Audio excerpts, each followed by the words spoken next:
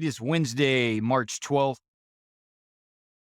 This is Landon Blake, ruggedly handsome land surveyor extraordinaire. This is another brain dump I'm doing, truck brain dump. In this truck brain dump, I am going to attempt to answer the question, when do you deserve a raise? And I'm doing this brain dump for my team, but I will probably share this on the internet because it'll help other teams as well, especially other young land surveyors and other types of young professions. I will let you know right at the top here that I don't have all this figured out. I don't have answers to all the questions I'm going to talk about necessarily, but I have some ideas, a gut feel on some things I want to share. Part of the reason why I wanted to do this brain dump is I think there's just some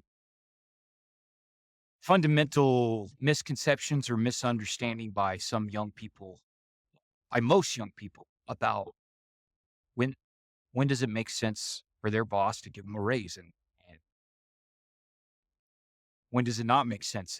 And what are some mechanics involved? A lot of that has nothing to do with how much your boss likes you or necessarily how hard you work or how smart you are. There's some other economic and business factors that come into play. And I think sometimes young people don't understand that. So I want to try and explain some of that in this brain dump. When I'm talking about a raise, I'm not talking about a 25-cent raise or 50-cent raise. I'm talking about a $1.50 raise or a $3 raise or maybe even a $4 raise. Significant pay bumps is what we're talking about in this brain dump.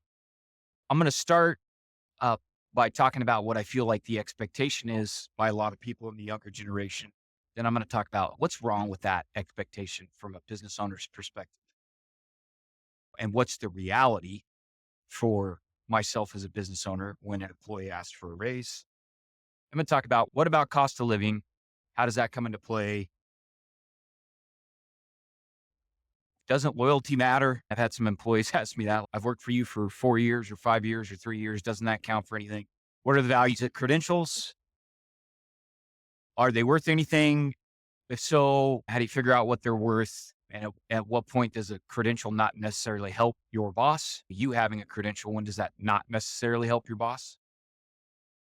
And then we're going to talk a little bit about how your ability to get a significant pay raise is related to some degree on your ability to change roles within an organization. And then to wrap up, I'm going to talk about why, even if you check all the right boxes, you might still not get a raise, which is unfortunate. And sometimes that means you have to change jobs, and that's okay. And a good employer is going to understand that. I want to let you know I'm going to have this conversation, this discussion within a basic assumption that you work for a decent organization with a good boss who would like to pay you more money when he or she can do that. So I'm not talking about a situation where you've got a boss who's greedy or a tightwad or is looking to take advantage of you, or you're working in a giant bureaucratic ossified organization that can't adapt its pay practices for the modern economy. So for the purposes of this conversation, let's assume you've got a decent boss, and that boss is a decent human being. He cares about you, or she cares about you, and she wants to be able to pay you more money.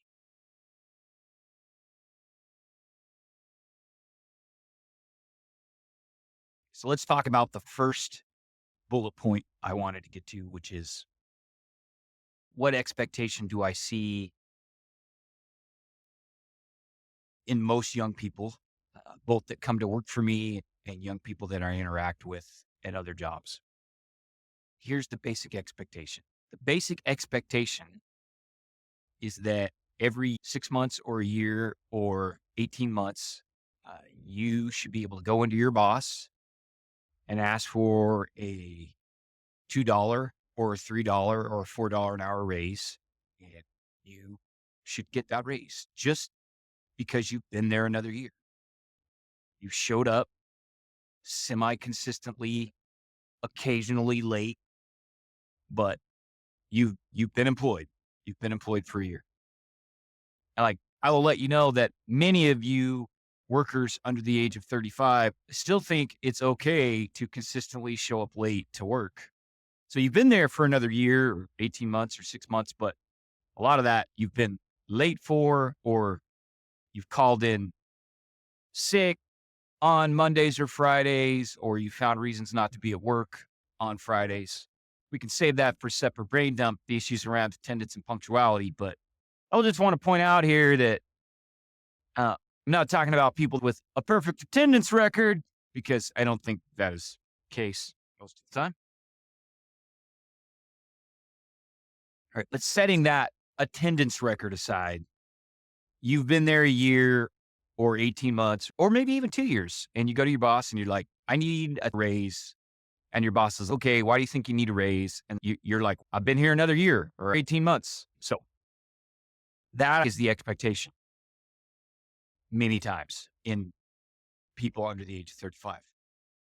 And what I want to tell you is you can't be surprised when your boss looks at you and says, that's great. I appreciate that you've been here mostly on time, semi reliable for the last year. That doesn't get you a raise. And a lot of young people are like, what do you mean that doesn't get me a $2 or a $3 an hour raise? That's how this is supposed to work. That's not how it's supposed to work. So let me explain what is wrong with that expectation. And to be fair to the younger generation, I want to talk about why some of that expectation might exist. So ultimately, your boss's ability to pay you more money is directly related to your ability to provide additional value to the organization. Period. Full stop. Your boss's ultimate ability to give you a raise is directly related to your ability to provide the organization with more value.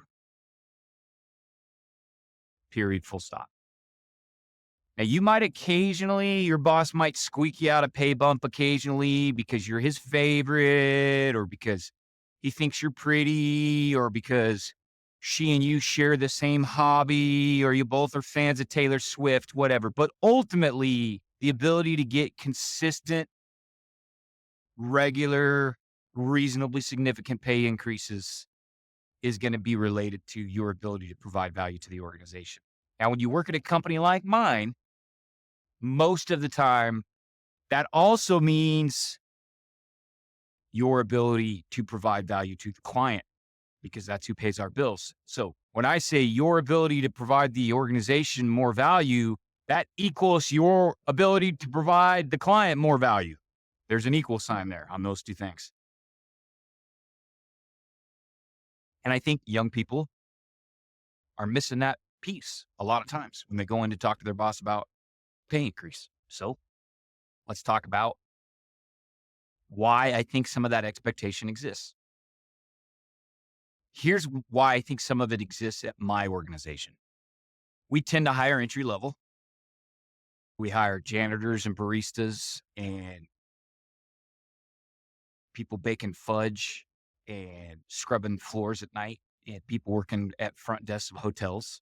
And we teach them how to be land surveyors, which is a cool thing. And we enjoy it and take pride in it. When you come to work for me, I would say for the first 2 years, probably, maybe even up to 3 years, you are rapidly improving your knowledge area and skills due primarily to the training that we give you. And that's a steep learning curve. That means it's hard to do, but you progress rapidly. We pay for most of that training at my company, but we also understand that we're making an investment in a human being. And some of that return on investment needs to go back to the team member, back to the employee. For the first 2 or 3 years, you come to work at RH, as a general rule, you every 6 months to a year are going to get probably a pretty nice raise. You're going to get $1.50, you're going to get $2, or sometimes you might even get $3. One thing we work really hard at is we try to spell that out in the offer letter for new employees, and we try and set some specific goalposts so people know what they're working towards and kind of how the rules of the game are going to work. I would say for the first 2 to 3 years, someone is at our age, it is not uncommon for them on average to get a $2 an hour a year bump in pay, or maybe even a $3 a year bump in pay. So you come to work for me, our entry level wage, roughly for somebody that's mostly in the office learning to do CAD, that's between $20 and $23 an hour. And over the course of a 3-year period, that person is going to be making in the high 20s or maybe low 30s. So that's pretty significant. So that's one reason why I think this expectation exists. What happens is people get to the end of that 3-year period where that learning curve is starting to flatten, and they just think they're going to keep walking in every 12 months to get a $2 or $3 raise. And that's just not how this works. But that's one reason why people might have that expectation. Another reason I think some of the people that come to work for me have that expectation is they've been lied to. They've been lied to by their parents, their high school career counselor. They've been lied to by their teachers in college. Uh, they've drank the Kool-Aid, so to speak, and they just think that's how the world works. And it's not how the world works, especially if you're not in government or academia. Um, if you're in the private sector, your compensation there's a real connection there between your compensation and the value provided to the organization. It's general rule. We don't live in a fairy tale world where you just get a $2 or $3 raise every year just because you show up. Most people don't have that kind of job.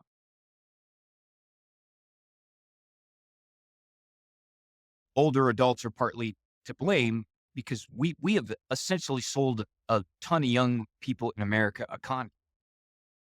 We told them, if you're a good student and you go to college and you check all these boxes, you're just going to make $150,000 a year just for showing up.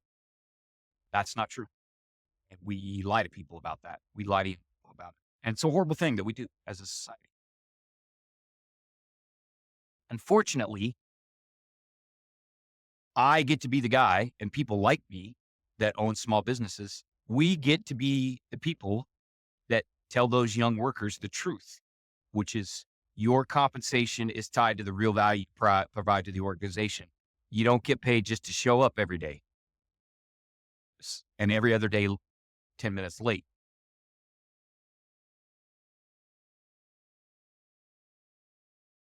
All right, so we talked about what I think a lot of young people expect, what's wrong with that expectation, and why I think that expectation exists. Some of that is our fault. So let's talk about a couple questions I get when I tell young people, I'm sorry, but you're not going to get a $3 raise because you've just showed up for another year. I get a couple questions frequently. One of them is, what about cost of living? It's a good question. Cost of living matters. And every organization is a little bit different, but I will give you a couple things to think about when it comes to cost of living. At my company, cost of living is handled across the board. Everybody gets the same adjustment at the same time.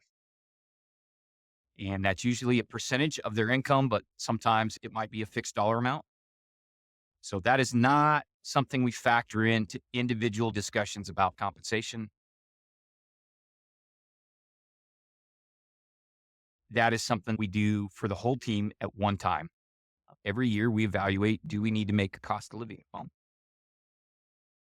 That has been a serious issue for us the last few years. And we've done 2 or 3, 5% cost of living bumps because inflation cumulatively over the last 4 years has been 20 or 25%. That's a huge amount. That's not normal in air quotes. And we need to address that. And we've tried to do that. Now, I will also tell you that my ability to compensate for inflation with cost of living adjustments is based on my ability to pass those price increases on to the consumer, onto our clients. And that is sometimes a challenge. So just because inflation has been 25% for the last 4 years doesn't mean I get to give you a 25% raise. That is going to depend to some extent on my ability to raise prices 25%. And there's a whole bunch of factors that go into my ability to raise prices, how well we do at our marketing, what segments of the market we're operating in, how successful we are at turning leads into contracts, our ability to execute in a reasonable manner. There's all kinds of complicated things that go into that. We haven't given all of our employees have not been fully compensated for all of the cost of inflation over the last 4 years for 2 or 3 different reasons. One is I've been limited in my ability to pass those increases on to my clients. Two is we already pay above market. And three, we have asked the employees to absorb some of that hit, just as we've increased their pay beyond our ability to pass that on to the clients, and also ask them to absorb some of that. And I don't know what the number is, probably 5%, maybe 7%. That sucks. That's what happens when you send everybody in America a bunch of printed money. There's only so much I can do about that as an employer. All right, that's the cost of living question. The other question I often get is, I've worked for you for 6 months, a year, 2 years, 3 years. Doesn't that loyalty matter? Yes, it does matter. Loyalty is important. And I don't want people to job hop. And we can talk about this in another brain dump, but if you come into me and say, hey, I've got a job with the surveyor down the street, he's going to pay me another $1.50 an hour. If you don't match or beat that, I'm going to bounce. My answer is going to be, let me help you pack your desk. Because that's not the right way to talk to me about compensation. I don't like being threatened. And there are a lot of other things we provide besides just money and direct compensation that I think makes RH a good place to work. That includes lots of on-the-job training, the ability to have some input in how business runs, lots of professional development, what I hope is a warm personal relationship with the principals. So you got to weigh all that out. I appreciate your loyalty. In return for your loyalty, I provide a lot of other tangible benefits that may not show up in the bottom line of your paycheck. As a general rule, we already pay 10% to 20% above market. So you are already being rewarded for your loyalty. Loyalty does have value. One of the things we do to show you we appreciate that value is we provide a generous PTO program, really good benefit package, a ton of on-the-job training, professional development, the willingness to job craft, flexibility when you want to go see 80% of Thailand on a moped for 4 weeks. Just showing up consistently for a year does not earn you a $3 or $4 raise. It just doesn't. It just doesn't. If that's what you're looking for, you're probably not working at the right place. You got to go find a place that's going to do that. Okay, so here's another thing that we've been talking about that's related to this issue of, do you deserve a raise? And it's something that I've been spending a lot of time thinking about. My partner Brian's been helping me to think about it more. And I don't know that I have it all figured out, but I've talked about it a little bit on my podcast, Putting Your Business on the Map. We live in a world that puts way too much emphasis on credentials, especially college education. The world we live in puts way more value on that than is actually delivered. A college degree is not a great signal of value to an employer anymore for a lot of different reasons. But what we tell people is, that's the world. The world still places way too much value on credentials. I think that's starting to change slowly. We're in that world where credentials really matter. That puts us in a little bit of an awkward spot at RH because Brian and I don't care very much about credentials. What we care about is your ability to get the ball into the end zone, move the organization towards its goals, and help the client reach their goals. That's what we really care about. I could care less what letters you have behind your name. At some point, it doesn't matter to me. Now, as part of our professional development program, we want our people to demonstrate willingness to invest in their own skills and knowledge. One of the ways we do that is by allowing them to earn points in our professional development program by getting credentials like their CST, LSIT, UAV pilot certification, or GIS certification. And we attach a monetary value to that. Now, that's a little awkward. because we probably attach more monetary value to those credentials than they're worth to us as an organization because we are not an organization that emphasizes credentials. But we got to come up with some kind of system, and we do want our people to put some effort in to invest in their own knowledge and skills. One of the reasons we push people to get credentials, even though they don't mean that much to us, is because we know that makes a difference to our employees in the job market. And we want to prepare them for their future outside of RH if that happens to become necessary. And we understand that for a lot of our folks, they will need to leave RH at some point. Now, we don't want that. I hope I can keep, if I have my way, I would keep all of my employees forever. But we know that's not how life works. People have babies and get married to somebody that lives across the United States, or have a grandparent or a parent that has health problems and needs in-home care, or all kinds of things happen in life. And we understand that recessions happen, technological change happens. And what we want is we want all of our employees to leave our organization with a way better job than they had when they came. I think that's part of our value proposition. And I want everybody to understand, although there can be some business benefits to that for us as a company, we want people to be ambassadors for us at their next job. But that's not the main reason we do that. The main reason we do that is because we care about our team. We care about the people that come to work for us as human beings. And we want to do that for them. The ability to upskill our team members and give them a career they can depend on, a rewarding career, is one of the things that drives Brian and I to get out of bed every morning. And this is part of the reason why we started the business. That is one of the most rewarding things that I do as a small business owner and a land surveyor, is give my people the skills they need to have a better job when they leave me than the job they had when they came to work for me. What that means is we're really pushing our employees to get the credential for their own benefit, not necessarily for the benefit of the organization.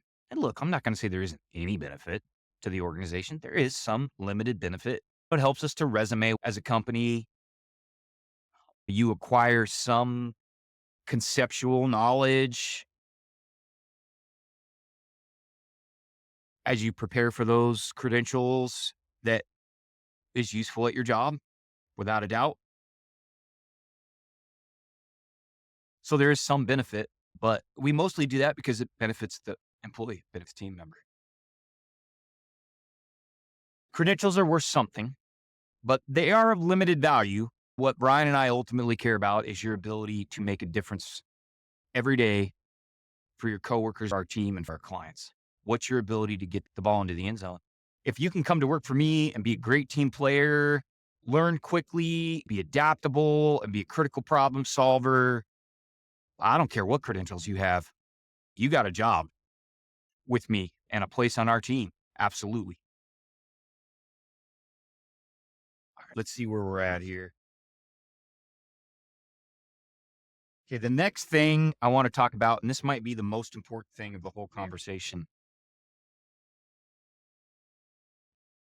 is I want you to understand that your ability to get a significant pay increase, a $2 or $3 or $4 an hour raise, we talked about it's connected to your ability to provide value to the organization.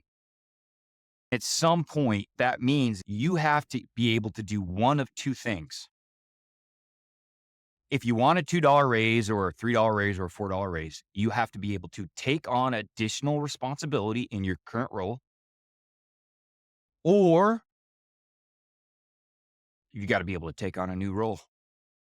One of those two things, or both. So let me explain that. Let's say you're a field surveyor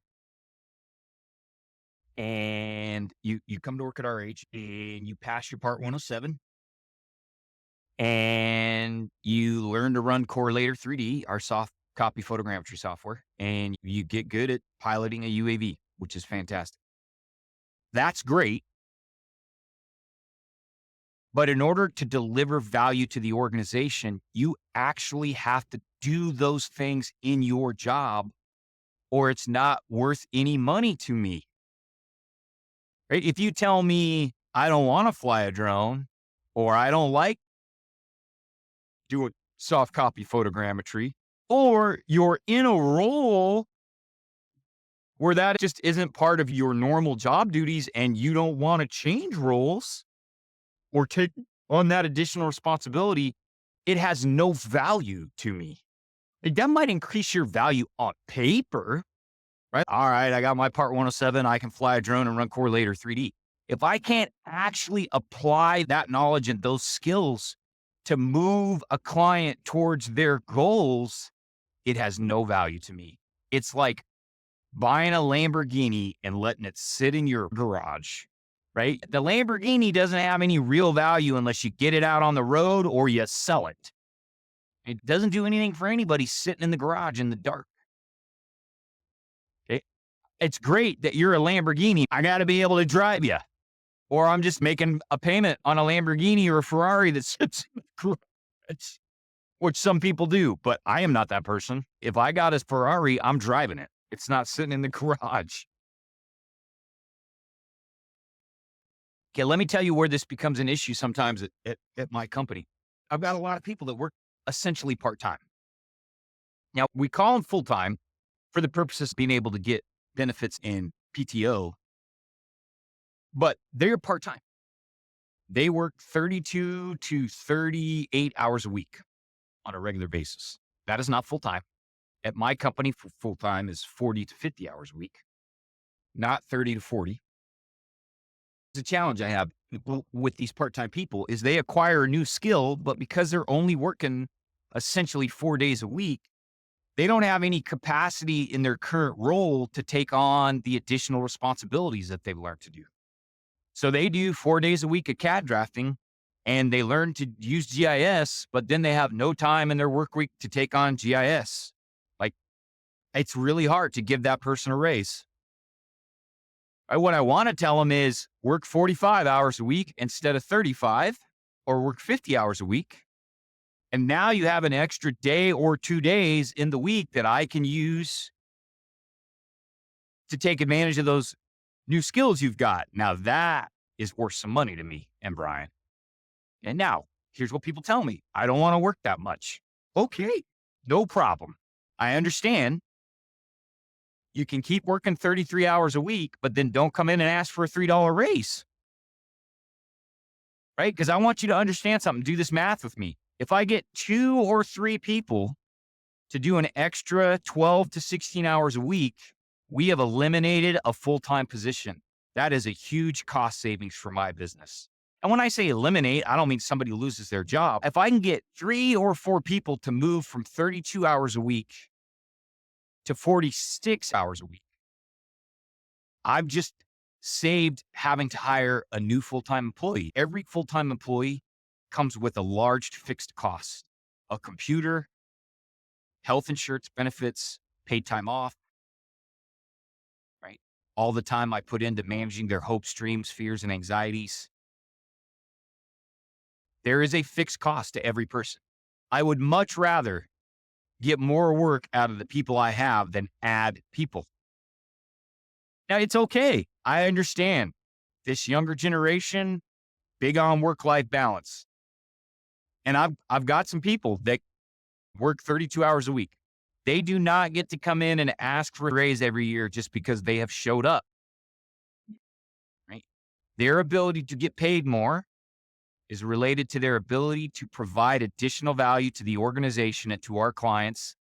And to some extent, that depends on their ability to take on new responsibilities and change roles. And there's a limit to how much I can do that with part-time folks. I'll give you an example. If I could really use a project manager right now, a mid-level project manager.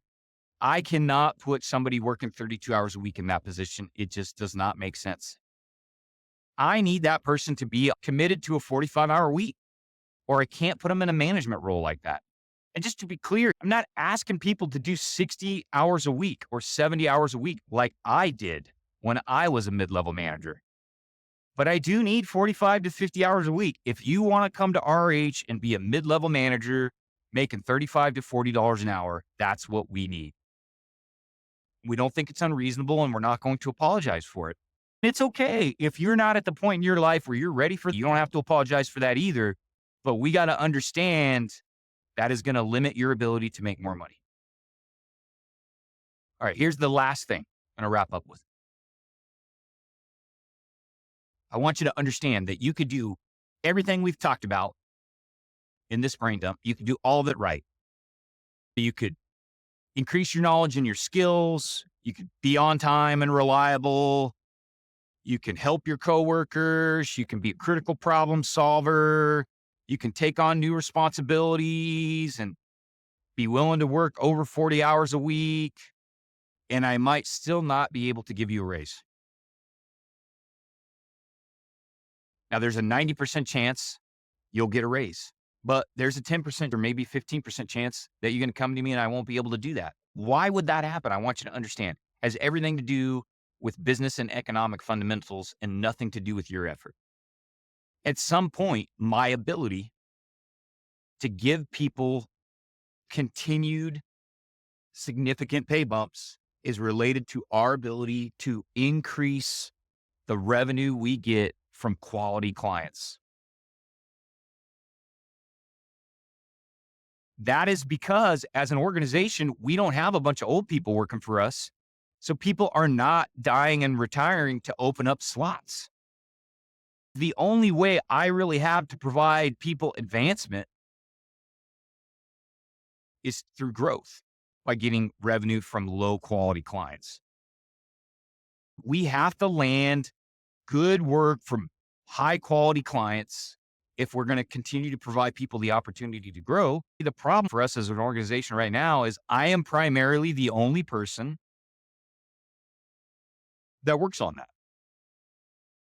Miriam works a little bit on it with me, and Brian also works on it a little bit. 80% of that effort is my effort.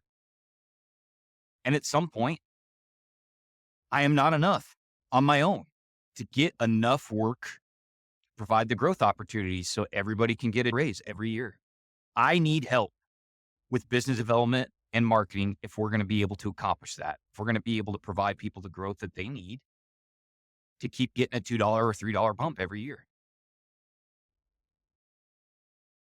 There's no way around it. It's actually more complicated than that because now we have these new technologies like deep learning that are actually going to automate a lot of the lower level tasks.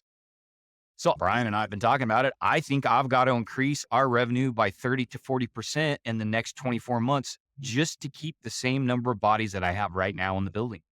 Forget about growth. That's just to keep everybody in the job they got because automation is going to be eliminating some jobs.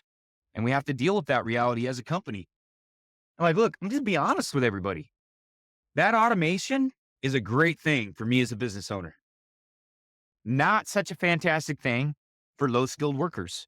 And I'd be lying to you if I didn't say that. Okay, so I guess the short answer is, do you deserve a raise? The short answer is it's complicated. There's a lot of factors that go into that. But I tell you what, it's not, I've had my butt in a chair mostly on time for another year. Where's my $3 an hour? That's just not how it works, guys. It's not. And I felt like young people need to hear this. So that's why I did the brain dump. So I'm going to let my partner, Brian, listen to this. We'll kick it out to the team. I'll get it out on the internet. I'll probably receive lots of hate mail. It's okay. I'm tough. I can handle it. Thank you for listening.